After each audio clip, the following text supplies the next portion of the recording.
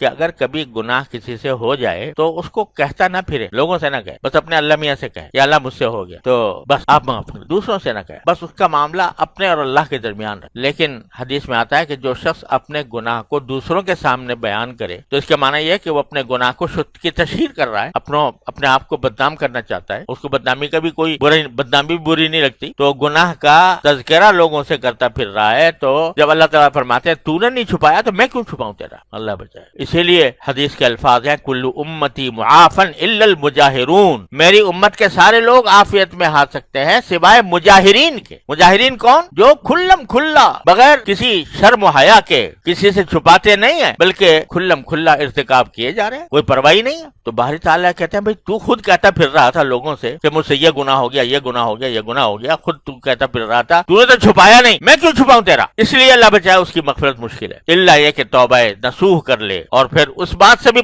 استغفار کرے کہ میں دوسروں سے کہتا پھرتا رہا۔ اگر کوئی گناہ ہو گیا اور گناہ ہو کر اس نے اپنے حد تک رکھا اس اور کسی کو کہا بھی نہیں، لیکن اللہ تعالیٰ سے رجوع کر لیا، یا اللہ مجھ سے ہو گیا، اپنی رحمت سے مجھے معاف کر دیجئے، تو جب وہ خود چھپائے گا تو اللہ تعالیٰ بھی اس کی ستاری فرمائیں گے، دوسروں تک نہیں پہنچے دے۔ حضرت فاروق اعظم رضی اللہ تعالیٰ عنہ کے بارے میں نے سنا، غالباً اپنے والد ماجد رحمۃ اللہ علیہ، کہ ایک مرتبہ ان کے عہد خلافت میں ایک آدمی چور پکڑا گیا، لایا گیا حضرت فاروق اعظم کے پاس، تو کسی نے اس کی سفارش کرتے ہوئے کہا کہ حضرت اس نے پہلے یہ کام کیا ہے تو اب یہ شرمندہ بھی ہے اور نادم ہے، استغفار کرتا ہے، تو اس کو معاف کر دیجئے۔ تو حضرت فاروق اعظم نے فرمایا کہ نہیں، یہ پہلا کام نہیں، یقیناً اس نے اس سے پہلے بھی کیا ہے اس قسم کا کوئی کام۔ لوگوں نے کہا جی اس کا کوئی ثبوت تو ہے نہیں آپ کے پاس؟ تو فرمایا کہ اللہ تبارک و تعالیٰ جب پہلی مرتبہ بندہ کوئی گناہ کرتا ہے، پہلی مرتبہ پھر پکڑ نہیں کرتا، اس کو مہلت دی جاتی، اور اگر اس نے اس کو خفیہ رکھا اور کسی پر ظاہر نہ کیا اور اگر کوئی تلافی کرنی ہے تلافی کر دی تو پھر اللہ میاں اس کو آئندہ پھر ارتکاب نہیں کرنے دیتے اس کو۔ لیکن اگر پہلی مرتبہ کرنے کے بعد اسے سوچا اب تو میرا جرات کھل گئی، جب تک کوئی آدمی گناہ نہیں کیا ہوتا اس وقت تک ایک طبیعت میں ایک رکاوٹ ہوتی ہے، اور رکاوٹ کے نتیجے میں آدمی سوچتا ہے کہ یار یہ برا کام نہیں کرنا چاہیے، اور کر لوں گا تو کیا ہوگا، ایک ذہن میں ایک عذاب کا تصور آتا ہے، ذہن میں ایک بدنامی کا تصور آتا ہے، ذہن میں ایک ندامت کا تصور آتا ہے۔ لیکن جب اس نے وہ حد پار کر لی، ایک مرتبہ کراس کر گیا اس حد، تو اب وہ جو ایک بیچ میں رکاوٹ تھی وہ ہٹا دی اس۔ جب جرات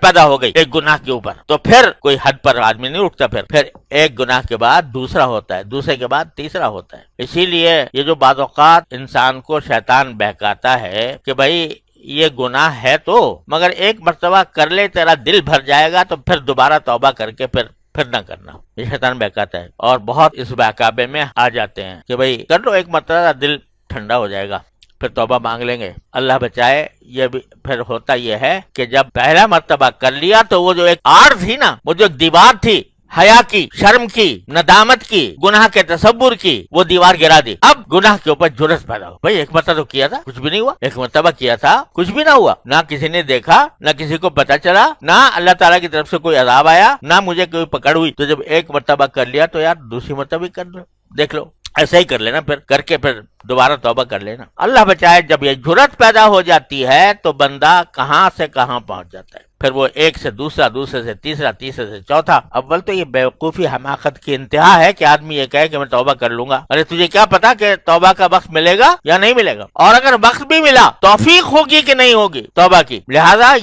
یہ بند توڑنا یہ بہت بڑی حماقت ہے، اس بند کو ہمیشہ اپنے سامنے ملحوظ رکھنا چاہیے، اور اگر کبھی ہو گیا تو پھر آدمی اس کو کہتا نہ پھرے لوگوں